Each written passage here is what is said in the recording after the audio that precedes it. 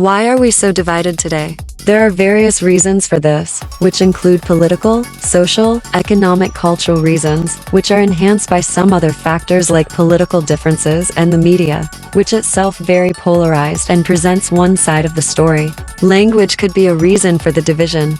Language is a fundamental part of society, and communication differences could lead to division. As people are not able to communicate with each other effectively, it leads to misunderstandings, which gives rise to these differences. There could be ethnic and racial reasons for the division. Different races may face unequal treatment, leading to strife in society. History can be another factor that enhances this division among the different races. Historical conflicts often stretch into the present and create these differences. Differences could arise due to subcultures, or they could be due to religious or other ethnic reasons. Differences give rise to prejudice and discrimination, which further divides us in society. Religion is a very significant part of the culture, and differences between them can lead to division, especially when it is not understood and respected by others. There are then divisions that are caused due to the cultural aspect of it related to gender, family, and societal norms. Immigration can be another big factor that leads to this division. Immigration brings diverse people together. Assimilation of the different cultural backgrounds can lead to it. Also, the discussions around immigration are very divisive in themselves. People often take hardline positions on it. Political polarization is the next big factor. Political divisions often are the major cause of division in our society. People are aligned to a particular party and become less accommodative or willing to engage with people with opposite views. It brings a me vs you, us vs them mentality. People often bind with the same party and regard others as opposing parties or adversaries. This disturbs the unity within the society. They associate and mingle with people who share the same political views. This leads to segregation and bias within the society. People are further divided when this is done explicitly by the day's politicians. Political parties do not cooperate with each other. If you are in the government, you tend to be authoritative, and if you are in the opposition, you must oppose everything, irrespective of the benefits of that law. It leads to polarization within the parties and makes it difficult to carry out government work, which can lead to frustration among the people and further antagonize them against the other party. Important legislation is stuck, and it has consequences for us as a society. Each party tries to demonize its opponents through ads, articles, or speeches every day involving personal attacks on each other. Media is also divided and takes sides and enhances this division. As the division increases, the trust in political institutions also decreases. We start to question everything. Sometimes this polarization leads to political unrest and protests, which can turn violent. Moderate voices are shut down and compromise becomes difficult as there is no common ground between them. Economic disparity is another divisive factor in our society. Prosperity could be limited to a few, and there could be a disparity in wealth and income in the society. Certain studies have shown that globally, the top 1% of society holds more than 40 to 50% of the wealth. Even in the US, the top 1% holds about 30 to 40% of the total wealth. This difference in wealth leads to a lack of opportunity for the have-nots. People with lower income backgrounds have fewer opportunities than the ones who come from wealthy families. Education is another reason for this disparity. People with lower incomes have less access to quality education. The rates of school dropouts are much higher among them. Good quality education can lift the whole family out of poverty. Lack of education perpetuates from one generation to the other, making it harder for each generation to succeed. Healthcare differences also lead to divisions. Lower income people have less access to good healthcare, and they struggle to afford the basic medical care needed, leading to poor health, and thus contributing to the division in society. Often this disparity in income leads to an increase in crime and violence, due to the frustrations of meeting their basic needs. When a person struggling to get a square meal a day sees someone get down in their swanky car and exhibit luxury around them, that can lead to a lot of angst. Economic disruptions can cause depression and recessions, causing job losses. People who are not affected by the job losses lead a life of stress and anxiety about the potential loss. This fear leads to insecurity and causes divisions. The fear causes stress in the family, leading to personal conflicts and breakdowns. The people who are affected lose their source of income and healthcare. Meeting monthly expenses becomes an issue. The financial instability in the family leads to frustrations and divisions. Media, like I said, is a big factor in this destabilization and division. Media is either to the left or to the right. There is no balanced approach. Instead of presenting facts, they start presenting their opinions and biases. They do selective reporting, often reporting stories that cater to their opinions or their audience. There is then a lot of misinformation and disinformation which is spread by the media. These inaccuracies and deliberate falsehoods are spread with the intent to deceive people and perpetuate their ideology. Stories are often emotionally charged and provocative, often crossing the line towards sensationalism. People also start choosing and following media based on their ideology, as that media supports their biases. Media outlets have become partisan, often supporting and propagating one side of the political spectrum they are aligned to. Lack of proper content sometimes leads to sensationalism or trivialization of a particular topic. So, media and people both become polarized, increasing the division in our societies. Social media, which is a more recent phenomenon, has increased this polarization further. Information has become available very easily, and that makes it easier to spread fake news. Social media exposes its brand of readers to some extreme views. People adopt more extreme positions over time as their beliefs are reinforced through these outlets. Social media often presents stories based on the user's browsing history. If someone is already biased, they get similar stories to see, which will further make them more orthodox and stauncher in their beliefs. When such people engage with opposite views, it often leads to a toxic environment of hate and discrimination.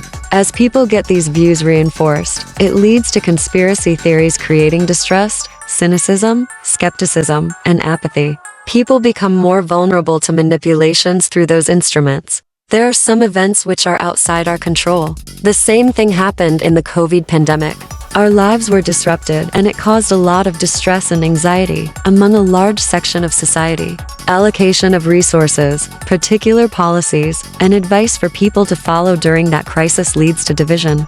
Wearing masks to prevent the spread of the virus is a case in point. There are historical injustices that have carried on. These could be related to racial discrimination or colonization and can cause deep divisions within the society. Ethnic and religious groups also carry their biases and cause these disruptions and tensions. These historical prejudices can carry over the generations. Territorial disputes can carry over as border issues remain unresolved among nations. Lack of empathy for others leads to biases for others with different viewpoints. Instead of engaging in a healthy debate, the public discourse becomes confrontational. Is there a way out? There should always be hope. No matter how things may be, there should be hope that things will get better. A few things can be done to reduce or eliminate the divisions in our society. Education and access to quality education should be the priority of any government, right from early childhood to higher ed. Our public schools offer free education, but imagine how a struggling mom will send her kid to school if she must pick them up in the afternoon or evening. She may not get time from her work to do it. We need to have better facilities for her, maybe a preschool or after-school boarding facility. Our tax system is flawed. Wealthy people end up paying less taxes than those who struggle with their expenses. Higher taxes should be borne by people who earn more, with fewer loopholes for them to evade taxes. An increase in the minimum wage will help most of the people. Cities have become unaffordable for most of the population. Housing is out of reach of most people. Building more affordable housing could be one step in that direction. Medicare, Medicaid, and Social Security are struggling. We need to think about ways to strengthen and save them. The option of a more affordable health care for people will help. We need to increase transparency and accountability within the public and government. There is no single way to tackle this, but some steps need to be taken before it is too late. Conclusion: the divisions we see in society today are the result of a complex interplay of historical, psychological, technological, and socio-political factors. While the challenges are significant, understanding the roots of these divisions is the first step towards addressing them.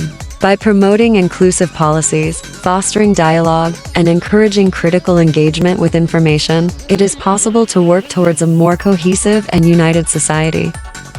Introductions: divisions in society have become increasingly apparent in recent years, manifesting in political, cultural, and social arenas. This phenomenon of societal division is complex, with multiple factors contributing to the polarization we observe today. To understand why we are so divided as a society, it is crucial to examine historical, psychological, technological, and socio-political elements that have converged to create this fragmented landscape.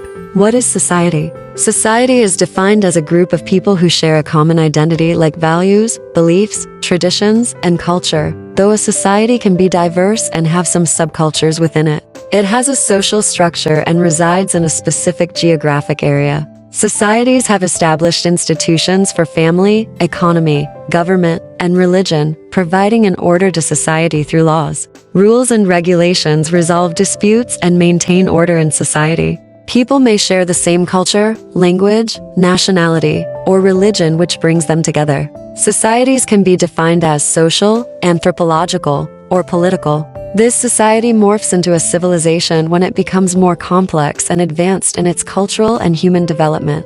Along with its social and cultural values, it also includes technological, political, and economic progress. Historical context: the mid-20th century, particularly after World War II, saw a period of relative consensus in many Western democracies. Economic growth, social welfare programs, and a shared sense of rebuilding created a more cohesive social fabric. However, this consensus began to erode in the latter half of the 20th century due to various factors. The transition from manufacturing-based economies to service and information-based economies led to significant disruptions. Deindustrialization hit working-class communities hard, causing economic dislocation and social discontent. The civil rights movements, feminist movements, and other social justice movements of the 1960s and 70s challenged the status quo, leading to greater awareness and activism, and sparking backlash from those who felt threatened by these changes. The rise of neoliberal policies in the 1980s, championed by leaders like Ronald Reagan in the United States and Margaret Thatcher in the United Kingdom, emphasized deregulation, privatization, and reduced government intervention.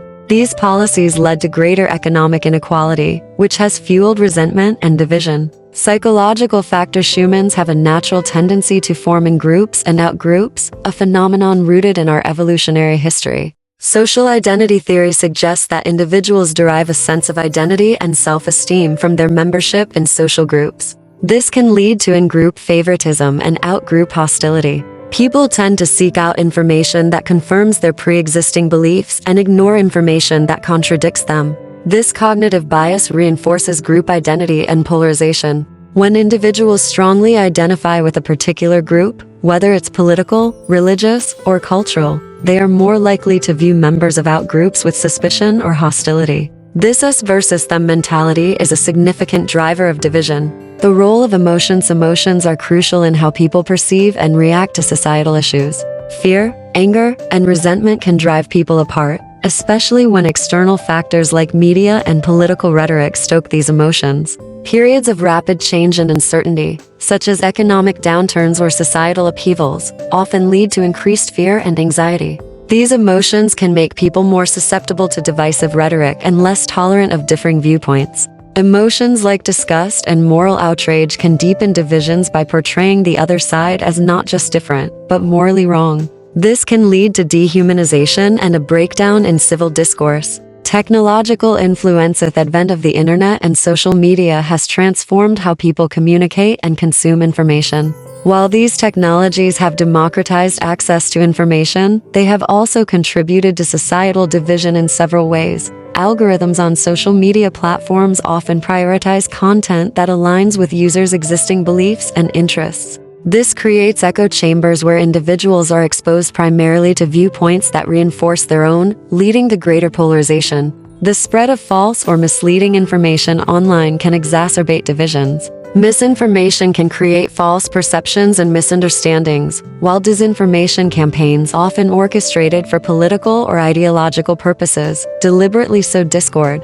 The relative anonymity of the internet can lead to more aggressive and hostile behavior. People are more likely to engage in uncivil discourse and attack others when they feel shielded by anonymity. Socio-political dynamics: political polarization is a significant aspect of societal division, particularly in democratic countries. Partisan politics has become more extreme, with parties and their supporters moving further apart on key issues. In some countries, electoral systems and practices like gerrymandering have contributed to polarization by creating safe districts where candidates only need to appeal to their base rather than a broad constituency. The decline of traditional, broad-based media outlets and the rise of niche media has meant that people can easily find news sources that cater to their specific ideological preferences. This media fragmentation reinforces partisan divides. Politicians and political leaders often use divisive rhetoric to mobilize their base. This can involve demonizing opponents, using fear-based messaging, and emphasizing zero-sum thinking, the idea that one group's gain is another group's loss. Economic inequality. Economic inequality is both a cause and a consequence of societal division. The gap between the rich and the poor has widened significantly in recent decades, leading to increased social tension and resentment. When people feel that the economic system is unfair and that opportunities are not equally available, it breeds discontent. This can lead to divisions along class lines, with different groups advocating for different economic policies. Job insecurity, stagnant wages, and the rising cost of living contribute to a sense of economic anxiety. This can make individuals more susceptible to populist messages that blame their economic woes on other groups, whether it's immigrants, elites, or other outgroups. Cultural and demographic change. Significant demographic changes, such as immigration and changing birth rates, can contribute to societal divisions. These changes can lead to anxiety about cultural identity and social cohesion. Increased immigration can lead to tensions, especially if there are perceptions that immigrants are not integrating or are competing for jobs and resources. Multicultural policies can sometimes be seen as favoring minority groups over the majority, leading to a sense of grievance. In many developed countries, aging populations pose challenges to social services and economic stability. Intergenerational divides can emerge, with younger people feeling that they are bearing the burden of supporting an older population. Cultural identity and values. Cultural identity and values play a crucial role in how people perceive societal changes and their place within society. Differences in values and beliefs can create deep-seated divisions. Conflicts often arise between those who hold progressive values, for example, support for LGBTQ rights, gender equality, secularism, and those who hold more traditional values, for example, religious beliefs, traditional family structures. These cultural conflicts can be particularly pronounced in areas such as education, law, and public policy. Historical and ongoing issues related to race and ethnicity continue to be significant sources of division. In countries with histories of racial inequality, such as the United States, movements like Black Lives Matter have highlighted systemic injustices, while also facing backlash from those who feel threatened by these changes. The role of leadership. Leadership plays a critical role in either bridging divides or exacerbating them. Leaders who adopt inclusive, unifying rhetoric and policies can help heal divisions, while those who use divisive tactics can deepen them. Leaders who emphasize common ground, shared values, and collective goals can foster a sense of unity. Conversely, leaders who engage in fear-mongering, scapegoating, and divisive rhetoric can amplify societal fractures. Policies that promote equality, justice, and social welfare can help address underlying causes of division. In contrast, policies that favor one group over another or fail to address systemic issues can entrench divisions.